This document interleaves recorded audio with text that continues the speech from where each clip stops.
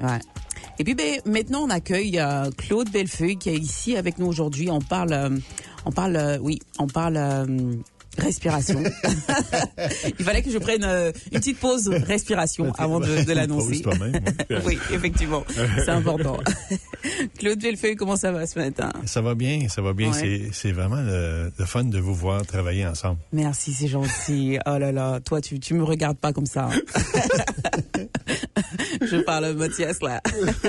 Aujourd'hui, on parle encore de respiration. Tu as une histoire à nous raconter, n'est-ce pas? Oui, j'ai pensé faire quelque chose de différent ce matin, puis de vous raconter une histoire à place de moi expliquer des choses. On est tout oui. On est tout à toi. On va commencer. C'est une histoire qui va durer environ 5 à 10 minutes. OK. Je suis prêt. T'es prêt? T'es bien assis, Mathias? Asseyez-vous bien. C'est bon, t'as pris ton verre d'eau? Bien assis. Moi, je veux un verre d'eau. J'ai besoin d'un coussin. Et puis une petite... un petit drap, là, une petite blanquette? Votre café. Ouais. Moi, j'ai le mien, c'est bon. OK. On est prêt. OK, vas-y. Alors, ça s'appelle Le souffle de Saint-Calmant. Oh. Il est comme toutes belles histoires, ça commence avec « Il était une fois, dans une vallée tranquille oubliée par les GPS, un petit village au nom doux comme une brise d'été, Saint-Calmant. C'est là que vivaient Lorraine et Donald, un couple de baby-boomers adorables, mais à bout de souffle. Lorraine avait l'impression que son cœur dansait la samba à la moindre contrariété. Donald, lui, vivait avec une tension artérielle aussi capricieuse que la météo de Mars. Leur médecin leur rappelait « Il faudrait songer aux médicaments. » Mais il en avait assez. Assez d'être fatigué, assez de se sentir tendu, stressé, usé, et jamais vraiment écouté. Leur désespoir grandissait à chaque soupir. Un après-midi, accablés par leur énième mauvaise nuit, ils se mirent à errer dans les ruelles du village, le regard perdu. Partout, ils entendaient des murmures, des anecdotes chuchotées dans l'épicerie, au café, même au bord de la rivière. Des histoires étranges des gens qui disaient avoir retrouvé la paix inattendue, juste en suivant les conseils d'un vieil homme, un certain maître Tempo. On le disait capable de calmer les esprits les plus agités. Rien qu'avec la respiration. Il apparaissait souvent au marché, disait-on, son aura de tranquillité attirant même les oiseaux. C'est ainsi qu'un matin, par une curiosité désespérée que par la réelle conviction, ils s'aventurèrent au cœur du marché. Et là, au milieu du brouhaha habituel, ils le virent. Assis sur un vieux banc de bois, un grand chapeau de lin sur la tête et un gilet assorti, un vieil homme dégageait une sérénité presque palpable. Autour de lui, une volée de moineaux picorait des miettes, d'un calme étonnant pour des oiseaux de marché.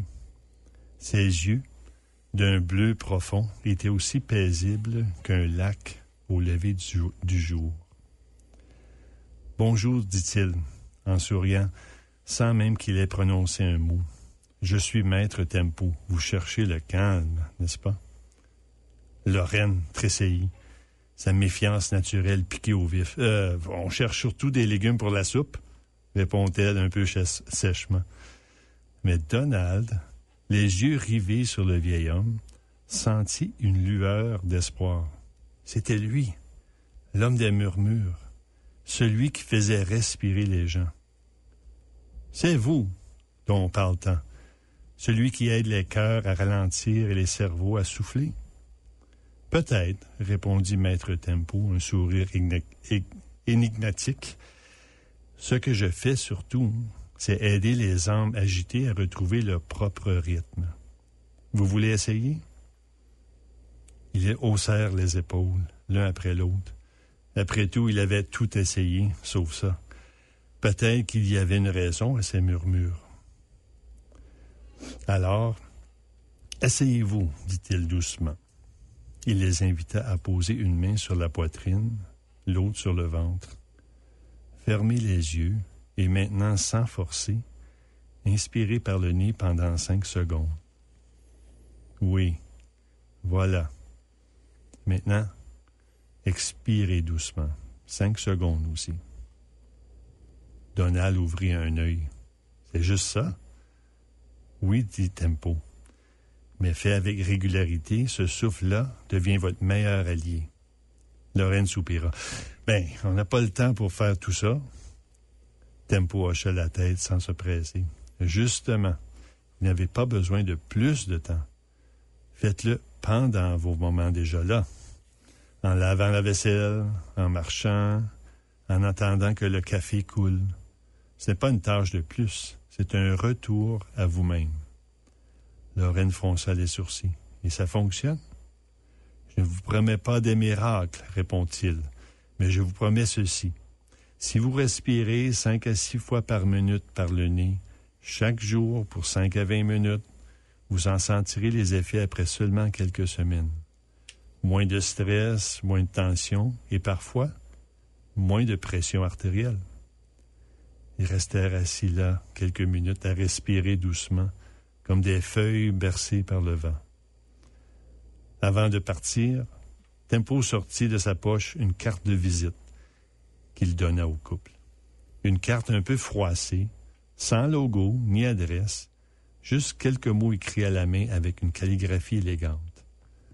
Lorraine et Donald se pencha curieux. Tout en bas, il était simplement écrit « Inspirez » entre parenthèses, nez et ventre, et 5, et expirez, en parenthèses, nez, 5. Aucun nom, aucun numéro, juste ça. Ils se lancèrent un regard perplexe, mais un petit sourire commença à éclairer leur visage. Depuis ce jour, Lorraine respire en faisant son potage. Donald respire pendant ses mots croisés. Ils n'ont pas changé leur vie, ils ont juste commencé à l'habiter pleinement. Et Maître Tempo? Après quelques semaines, aussi discrètement qu'il est apparu, il s'est volatilisé. Son banc est resté vide au marché de Saint-Calment. Personne ne l'a revu depuis. Il est parti. Est-il reparti chercher d'autres cœurs à apaiser, d'autres souffles à guider? Nul ne le sait. Mais son message, lui, est resté gravé dans les âmes et soufflé par le vent à ceux qui veulent bien l'entendre. Respirez moins, mais mieux. Et votre cœur vous dira merci. Alors, chers auditeurs, et si aujourd'hui, vous testiez cette respiration de résonance, pas pour devenir parfait, juste pour vous sentir un peu plus vivant, un peu plus calme, un souffle à la fois. Wow. Wow. Franchement, wow. Déjà, on doit changer le nom de Claude Bellefeuille pour l'appeler Saint-Calment. Non mais sérieusement, parce que moi j'étais vraiment calme. Ça m'a plongé dans mon enfance quand même. Tu sais, quand tu t'assois et on te lit des histoires pour t'endormir, pour te calmer, etc. C'était vraiment calmant. On dit wired pour ça en anglais. On est conçu pour écouter une histoire. On embarque. J'espère en tout cas que les gens ont embarqué. Puis, et ça faisait du bien de ne pas être la personne qui parle aujourd'hui et puis d'écouter en fait. On relaxe et puis t'as mentionné déjà, est-ce que ces personnages, c'est clair que Saint-Calment, c'est toi, mais les autres, bon, enfin pour moi, c'est toi parce que tu nous as calmé aujourd'hui. Ça peut être une place générique, c'est juste un lieu qui est inventé. Ouais. Mais je pense que le point le plus important de l'histoire que je voulais transmettre aux gens, c'est que c'est facile de faire la respiration par résonance, mais qu'est-ce qui est le plus difficile, c'est de le pratiquer d'une façon consistante, pardon. Alors, c'est ça, c'était de donner l'exemple qu'on peut le faire en faisant autre chose. On peut le faire en écoutant quelqu'un d'autre. Ouais. On est en meeting, puis chacun a la chance de parler, mais quand c'est notre chance d'écouter, on peut le faire en respirant doucement puis calmer notre système nerveux. Oui. Tu as mentionné 5-5, respiration 5-5. Est-ce que tu peux expliquer ça rapidement? Ah, sure. C'est juste, dans le fond, c'est juste le temps. Okay. Le temps, 5 secondes pour inspirer puis 5 secondes pour expirer. Puis si on fait ça pour 5 à 20 minutes, j'ai dit 5 à 20 dans l'histoire parce que si on commence 5 minutes par jour, il me semble que c'est plus faisable. Mais là, d'après l'histoire, on n'est pas obligé de nicher minutes à part, on peut l'incorporer. Ouais. Ce 5 minutes-là peut être 2 minutes ici, 2 minutes là. Puis, si on attend en ligne pour l'épicerie pour payer notre épicerie, mais on peut faire notre respiration. Au lieu d'être impatient et tout ça, et commencer à crier sur l'autre personne, on peut relaxer. On peut calmer. Puis, Moi, j'ai lu un article qui disait que si les gens disent, c'est bon des fois de se laisser aller quand on est fâché, puis de crier, mais ça a l'air que les études démontrent que ça empire les choses. À la place, on peut peut-être se centrer, puis s'ancrer, puis faire des respirations plus tôt. Puis ça, c'est mieux pour notre système nerveux pour revenir à un calme. Ben nous, on apprécie ta présence aujourd'hui ici, comme tous les mardis, et puis ton esprit créatif aussi. Cette histoire, on a adoré. On espère qu'il y en aura d'autres. Et puis, je rappelle que c'était Claude Bellefeuille, alias Saint-Calmant. On parlait de respiration, la clé de l'équilibre. Merci beaucoup, Claude. Merci à vous. Bonne journée. Merci.